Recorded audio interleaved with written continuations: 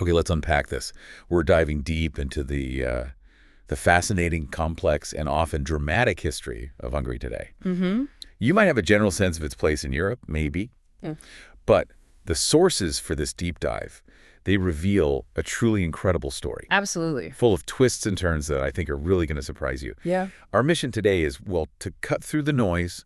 We want to pull out the key moments, the surprising turns, and, the enduring themes that have shaped Hungary. Right. And it's all drawn from one comprehensive source, A Brief History of Hungary by Dr. Efiszavad Tayapolfed Sirivadhanawara. Quite a name. It is, but it provides a really detailed account. So Sure. This is basically your shortcut to being well-informed on this remarkable nation. And what's particularly compelling about this history, I think, is how it highlights this continuous thread of adaptation Right. and persistence, Right. right? From its earliest origins, through to modern day challenges. We're not just looking at what happened. Yeah, not just dates and names. Exactly. We're exploring why these events profoundly mattered, how those foundational experiences of the Hungarian people still resonate today, really. So if we rewind all the way back to the beginning, Hungary's story doesn't actually start with settled kingdoms or cities we recognize. Oh, not at all. It begins with a nomadic people migrating across continents. Can you tell us about these early inhabitants? Absolutely. So we're talking about the Magyars. They were a Finno-Ugric ethnic group. Okay, Finno-Ugric. What does that mean in practical terms? Well, the key thing is that their language and cultural roots were distinct, very different from the dominant Indo-European groups surrounding them later on. Ah, okay. So that's important for their identity. Hugely important. It's a significant factor in why their identity developed so uniquely over time.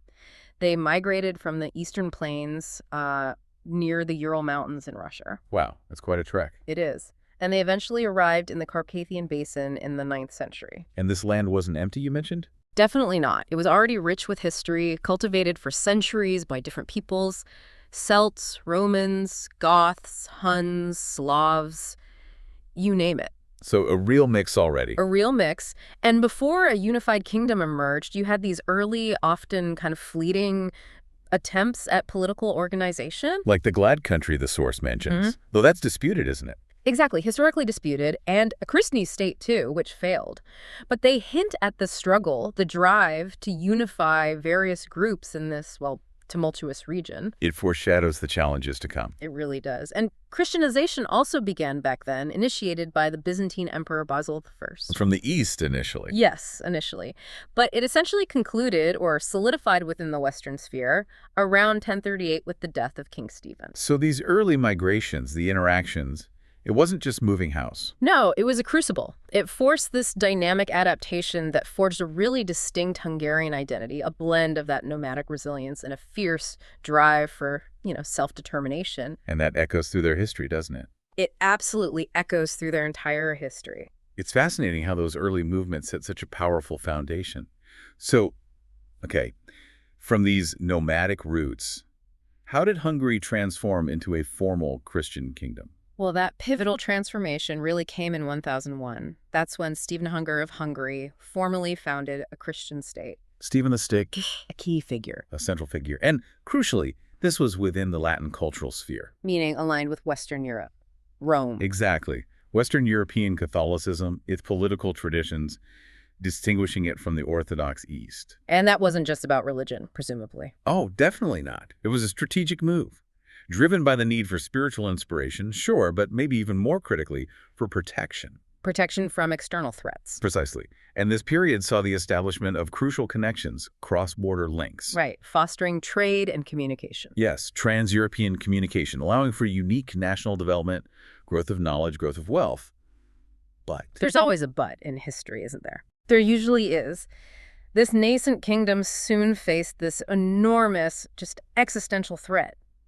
The Mongol invasion in June 1241. Oh, wow. The Mongols. Yeah, this invasion devastated huge regions. It swept away over 1/3 of the population. A third. That's catastrophic. Utterly crippling for the kingdom. Buda, the capital, eventually fell after a really lengthy siege. That sounds like complete devastation. You wonder how any nation could possibly rebuild from a blow like that. It's hard to imagine, isn't it? So what was the path to recovery? And what lasting impact did that period have on Hungary's development? Well, it was a monumental task of reconstruction, no doubt. But the resilience of the Hungarian people, it really shone through here. They bounced back. They did. The rebuilding efforts in the decades afterwards actually laid the groundwork for modern European development within Hungary. Interesting. How so? The source describes it as achieving a kind of European-level freshness by the 15th century. An independent state system started emerging, quite complex organic internal structure. And power shifted a bit too, didn't it? It did. During this late medieval period, say 13th to 15th centuries, control began to decentralize. It shifted from the central government more towards the local nobility. Forming smaller power centers. Essentially, yeah. Smaller, independent, feudal cantons, you could call them. What's also notable is Hungary's relatively early town development. Compared to its neighbors. Yeah, compared to surrounding areas. Key towns like Buda, Visegrad, Székesfehérvár, Pécs, Esztergom, they became important urban centers pretty early 13th, 14th centuries. So paradoxically, the Mongol invasion didn't completely halt progress. In a way, the aftermath saw Hungary enter a kind of golden age. It solidified its position as the strongest kingdom in Central Eastern Europe. Really? Strongest? For a time, yes. Its influence radiated outwards, impacting places like Serbia and Bulgaria. Hungarian kings even engaged with the Byzantine Empire, seeking alliances against the rising Ottoman threat. Always looking over their shoulder. Constantly. This era shows Hungary's ambition, for royal titles, recognition, but also that persistent struggle against external powers like Casimir III the Great of Poland and Louis the Great Bury. It really seems Hungary has always been at this geographical crossroads, constantly navigating external pressures. And this next period really emphasizes that, doesn't it? Fighting for its very existence. Exactly. The 16th and 17th centuries were just defined by this long, arduous struggle against the Ottoman Empire. After that defeat at Mohacs. Yes. The crushing defeat at Mohacs in 1526, a significant portion of Hungary was annexed by the Ottomans. For decades, Hungary was just a brutal battleground. The human cost must have been immense. Immense demographic catastrophe, a completely topsy-turvy social structure, deep-seated divisions. The western and northern bits largely fell under Habsburg influence. The country was basically split. Split and suffering. Then, after a series of successful campaigns between 1686 and 1699, Ottoman rule was finally replaced by Habsburg dominion. So one master for another, in a way. In some ways, yes. And this ushered in the Counter-Reformation. Right, the push for Catholicism. An aggressive push. Only Catholics were permitted to hold public office. A new Catholic nobility was elevated, partly to offset the power of the Protestant nobles. And how did that change Hungary's relationship with the broader European context, especially getting more entwined with the Habsburg Empire? Well, the absorption of newly liberated regions like the Timisbanság in 1688 into the Habsburg Empire caused profound shifts. Geopolitical, demographic. New populations brought in. Yes, new populations loyal to the Habsburgs. Swabian tenants, other German groups were settled, which fundamentally altered the ethnic makeup in certain areas. And they continued for a while. It did, right up until after 1848. That's when a powerful national awakening really started to surge through Hungary. Led by Kossuth. Spearheaded by the Home Rule movement, led by Lajos Kossuth, yes. Yeah. And it culminated in the War of Independence against the Habsburgs. Which failed, ultimately. Which failed. And the period immediately following 1849 actually saw an intensification of Austrian domination. This led to a policy of Magyarization. Imposing Hungarian language and culture. An aggressive attempt, yes. And it naturally alienated groups like Slovaks, Romanians, Serbs. Their discontent would simmer for decades. Yeah, you can see how that would cause problems down the line. This sounds like a real flashpoint then. That mid-19th century period, a pivotal moment where those nationalistic liberal ideas really ignited. That's precisely right. Leading to this fight for an American-style republic even. Exactly. The Hungarian Revolution of 1848, it started as a wish for greater autonomy within the Habsburg monarchy, inspired by that wave of liberalism sweeping Europe. But it escalated quickly. Very quickly. It turned into a full-blown fight for Hungary's independence, explicitly aiming to establish an American-style republic. Wow. And the demonstration in Pest. Key moment, March 15, 1848. Directly influenced by the February Revolution in Paris. Lajos Kossuth, a fiery orator, he led a radical group. The 15 demands. Yes, crafting those 15 demands. Things like an independent, responsible government, abolishing serfdom, the right for citizens to bear arms. quite radical for the time. But it was an unfinished revolution, as the source says. Unfinished, yes, ultimately failed. Crushed by, and this is a quote, more foreign powers than the insurrection itself. Meaning the Habsburgs and Russia. Specifically, the combined might of the Habsburgs and Russia, they intervened to put it down. So after such a crushing defeat, what is the path forward? How did they eventually stabilize things with the Habsburgs? Well, it took time. 2 decades, actually, after the bloody events of 1848-49. But eventually, the Austro-Hungarian Compromise, the Ausgleich, was reached in 1867. The famous compromise. That's the one. A crucial agreement between the House of Habsburg and the Hungarian political elite. It created this unique dual state. With guarantees for Hungarian autonomy. Concrete guarantees, yes. It's often likened to a marriage contract, formalized by the 1868 law on nationalities and other specific laws. But views on this period are really split, aren't they? Very conflicting, even today. Some researchers called Hungary Eastern Switzerland back then. Highlighting the development. Budapest becoming a major city. Exactly. Significant development. Budapest growing massively by 1910, thriving economically, culturally. But others saw it as a prison of folks. Yes, viewing the dual monarchy that way, pointing to policies like Magyarization, generating deep discontent among oppressed peoples, Romanians, Slovaks, Croatians. As a progress and repression side by side. A very complex, often contradictory reality under the compromise. That divergence in perspective really shows it. Okay, that's a fascinating internal conflict.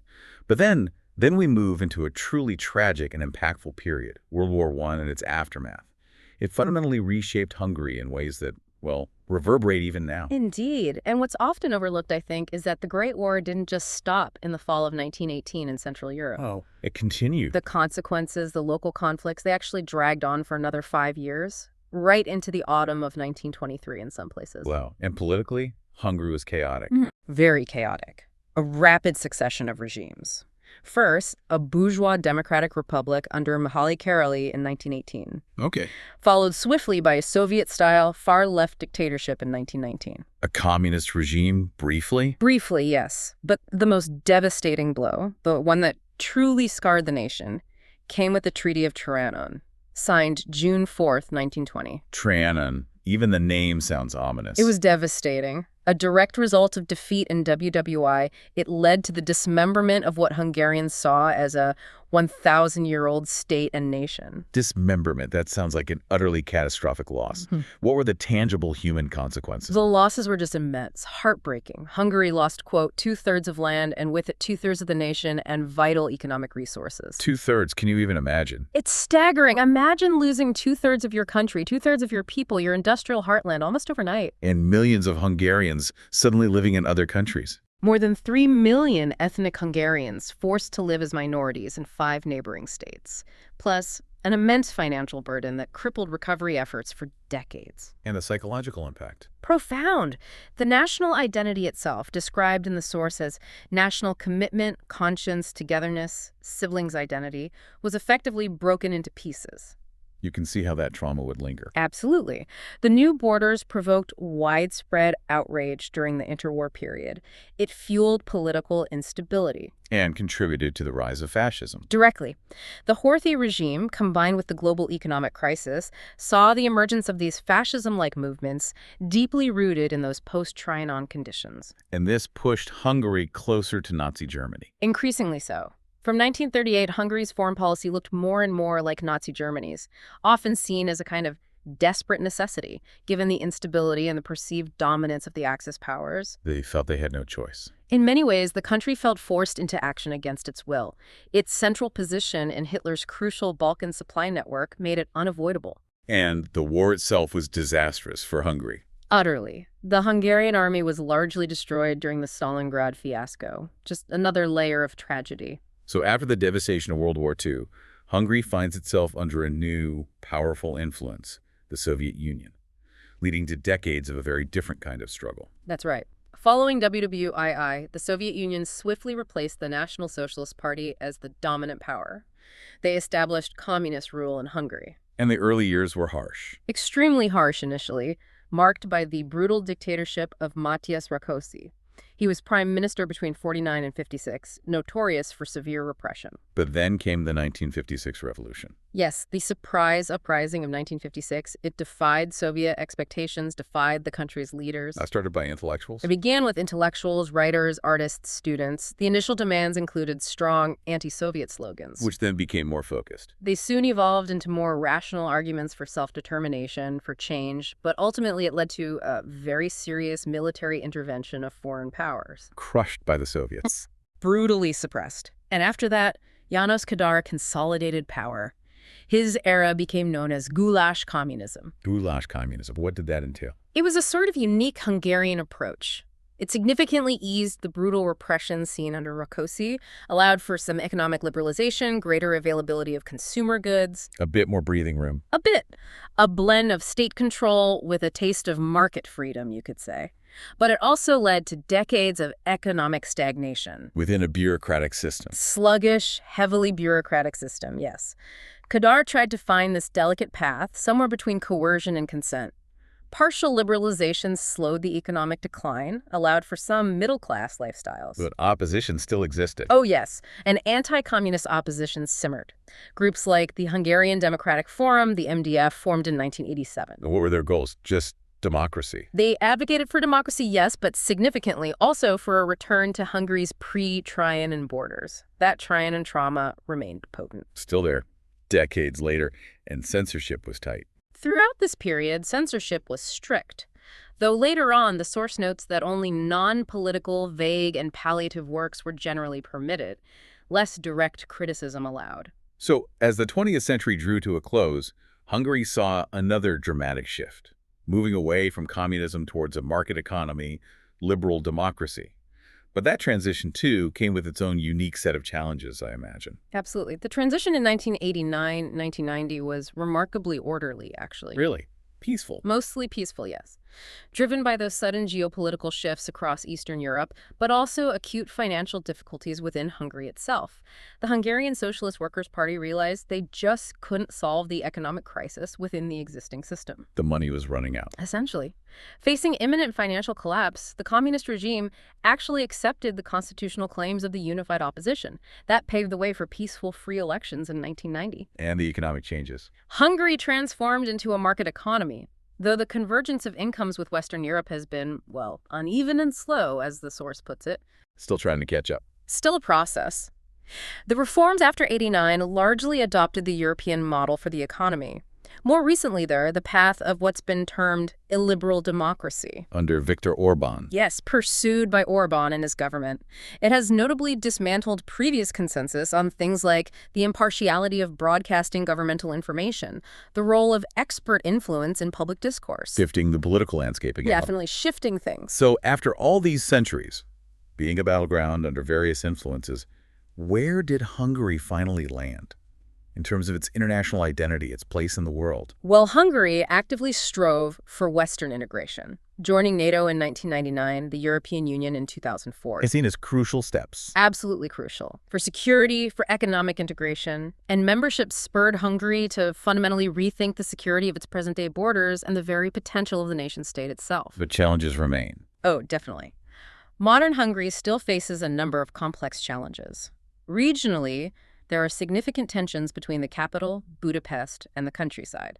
Leading to inequalities. Yes, inequalities in healthcare standards, transport facilities, crime rates, even pollution levels. And economically. It's a middle-income country, characterized by a high concentration of small and medium-sized enterprises, SMEs. There's a notable disappointment, the source mentions, with certain banking professions and this persistent struggle to reach Western European wage levels. Still pushing for that economic uplift. Still pushing.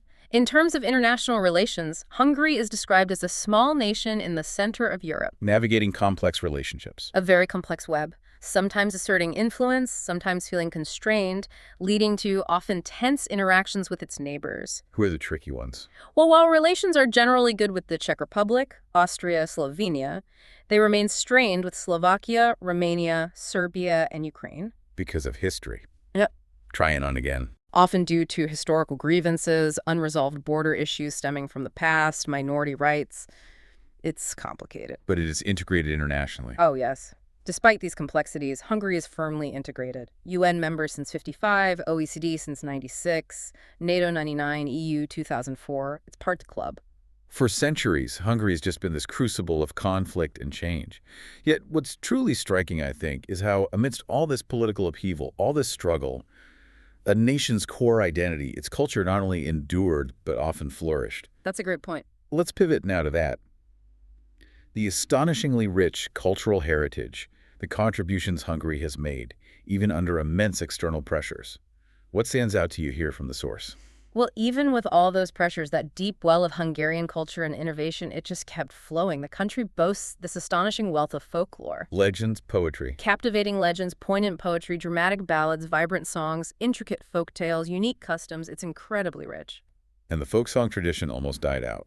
It faced near extinction, yes.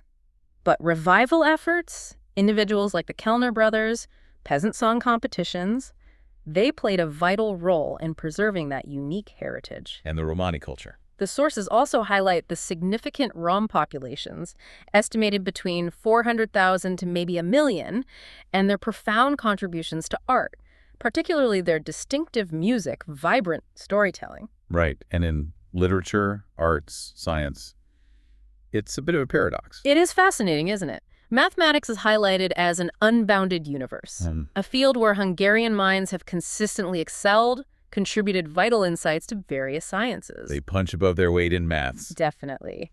Yet the source also describes Hungary, somewhat paradoxically, as a drowsy backyard in techniques. Meaning? Facing ongoing challenges in translating that theoretical brilliance into practical technological innovation, a challenge they continue to address, by the way. Interesting gap. And the language itself. The Hungarian language, though sometimes considered endangered because it's so unique, it's seen as precious indeed for national identity. And it innovates. It's noted for its unique ability to produce new, precise words for complex concepts like system, complex, arbitrary, fractal, which is quite a linguistic feat for any language. That's quite a testament to linguistic innovation. What about their more concrete scientific and educational achievements throughout history? Well, Hungary has a really rich history there too, often foundational stuff. Back in the early 11th century, you had the founding of the bishopric and archbishopric of Esztergom, the first stone cathedral, early institutional development. Building blocks. Exactly. Later, comprehensive educational networks were established. Notably by the Jesuits in the 16th and 17th centuries, their network was the second most developed in Europe at the time. Wow, second only to. The source doesn't specify, but highly developed. They were followed by the Purists, Franciscans, and then in the 19th century, significant school networks by Lutheran and Calvinist priests, too. So education was a priority across different groups. It seems so. And on an individual level, Hungary has produced, a Nobel Prize winner in chemistry in 1937, a pioneer of contact and telephoto lenses, a well-recognized inventor of the broken arm refrigerating machine. Practical stuff, too. So not just theoretical maths. Not just theory. And beyond these modern achievements, archaeological finds across the Carpathian Basin keep unearthing rich evidence of Hungary's ancient past, continually deepening our understanding of its origins. So what really stands out when you put it all together? If you think about it, it's how, despite centuries of external pressures, wars, occupations, that deep well of Hungarian culture and innovation just kept flowing, finding new ways to express itself and contribute to the world. What an incredible journey we've taken through Hungary's history. Wow. From its nomadic origins, the challenging establishment of that Christian kingdom, through devastating invasions, foreign domination, Ottoman, Habsburg. Constant struggle. To the arduous fight for independence in 1848, the complexities of the compromise, the trauma of Trianon communism, One transition. and the complex path to modern democracy. It really is a testament, isn't it, to the Hungarian people's resilience, their remarkable capacity for reinvention. I think if we connect this to the bigger picture, Hungary's journey really illustrates the enduring impact of geography being stuck in the middle and those geopolitical forces on national identity. Right. Location is destiny sometimes. It often shapes it profoundly, but it also shows that continuous internal struggle to define sovereignty, to adapt to a constantly changing world. It's a powerful narrative of survival, cultural preservation against immense external pressures. A real testament to that consistent thread of adaptation adaptation and persistence we talked about at the start. Exactly. It holds true right through. So this raises an important question, I think, for you listening. Hungary's history is marked by these repeated occupations, these intense efforts to restore lost territories or self-governance. A recurring theme. From the defeat of Glad's forces way back, to the aftermath of Trianon, even the post-communist reintegration into Europe. So the question is, in a world of, fluid borders, globalized economies, how does a nation truly define and perpetually reclaim its homeland, its self-determination? It's a tough one. It is. We encourage you to consider what elements of a nation's identity are truly unshakable, or remains constant even after centuries of change and external influence. Something to think about.